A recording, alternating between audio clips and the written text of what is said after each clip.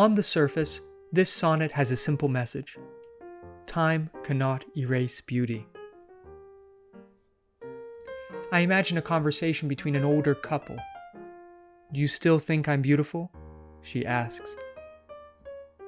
You're as beautiful as the day I met you, he replies. This straightforward idea finds its expression in the sonnet's first 3 lines.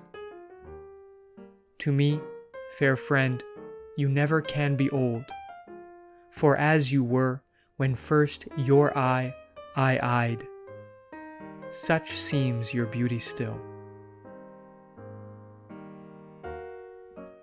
The rest of the poem details how the seasons have passed and how time has a funny way of progressing without us noticing, like the imperceptible motion of the shadow on a sundial.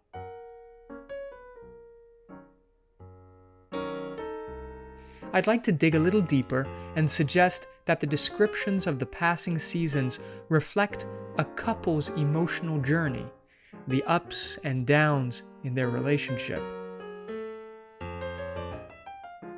First, we learn that 3 winters cold have from the forests shook 3 summers' pride. You can imagine summers giving way to winters, the heat fading into cold. But you might also imagine the winter representing one person in the relationship, and the summer representing the other. Then, the words cold and pride would refer to people, not seasons. We have one individual whose coldness, whose emotional indifference or lack of affection shook the other individual's pride. I'm so beautiful, aren't I? She says, with a sense of pride.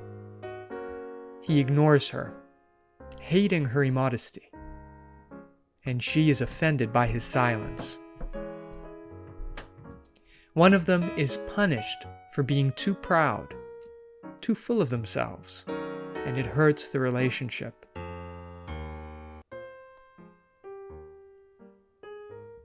Here are the next 2 lines.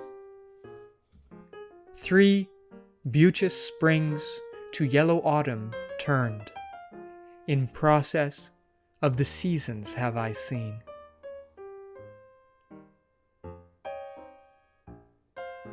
Do the spring and autumn refer to individuals here? Or are they phases of the relationship? Things that were beauteous in their relationship and charged with the freshness of life that we associate with spring turned or changed, fading into the more sober colors of autumn. I imagine 2 people who meet, drawn to each other by their looks, their physical appearances, their beauty. They begin a relationship, and over time they become familiar with each other's looks. That initial attraction, beauteous spring, which is somewhat superficial, is replaced with something more complicated and rich. A deeper understanding of love and each other. Like yellow autumn, a season symbolic of abundance, but also decline. Shakespeare then writes, 3 April perfumes in 3 hot Junes burned. Perfume is sweet and inviting, but fire is unforgiving. Perfume is like a seduction, and fire is passion. Perhaps every relationship moves back and forth from perfumed to fiery moments. One more line to analyze. Since first I saw you fresh, which yet are green. The words fresh and green are similar, both reminiscent of spring, and the speaker may be saying something like, "After all this time together, you're still the same person to me." But green also means foolish and innocent. Perhaps the speaker is making a snide but humorous remark, saying, "No matter how much time goes by, you're still a little immature." Let's pause for a moment and review the first 8 lines of the sonnet.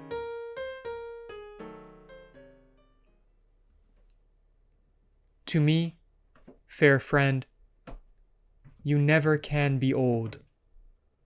For as you were when first your eye I eyed, such seems your beauty still.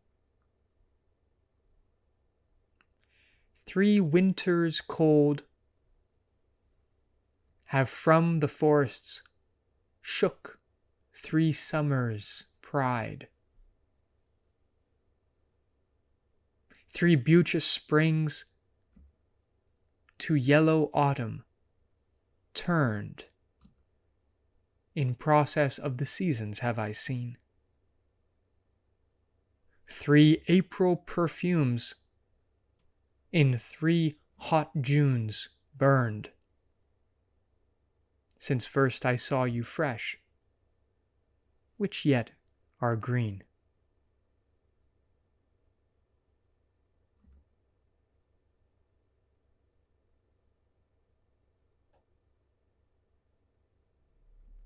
In the last 2 lines of the sonnet, Shakespeare seems bitter, resentful that time not only steals the beauty of youth, but does so without us noticing.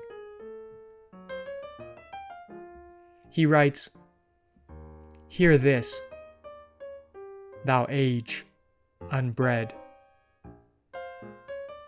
Ere you were born, was beauty's summer dead." He tells us readers, us people of the future, that the most beautiful things, including his friend or lover, died before we were born. How pessimistic! As if Shakespeare couldn't imagine that living today in the 21st century, we wouldn't be surrounded by all kinds of beauty. But I think this negativity comes from a dark place, a hopeless understanding that time goes by at such a deceptively slow pace that we almost believe it isn't real. The present moment is taken for granted, while the future is too distant to imagine, and the past is forgotten. We can relate to Shakespeare's helplessness, but I think he would wish us to live our lives unafraid of time, even as we witness its threatening power and recognize our limitations. If you can find time itself beautiful, you will surely find fulfillment and meaning in your life. This analysis is just one person's opinion on Shakespeare's Sonnet 104. I hope you enjoyed my take, and I'm curious to hear your thoughts in the comments below. Thanks for listening. Bye for now.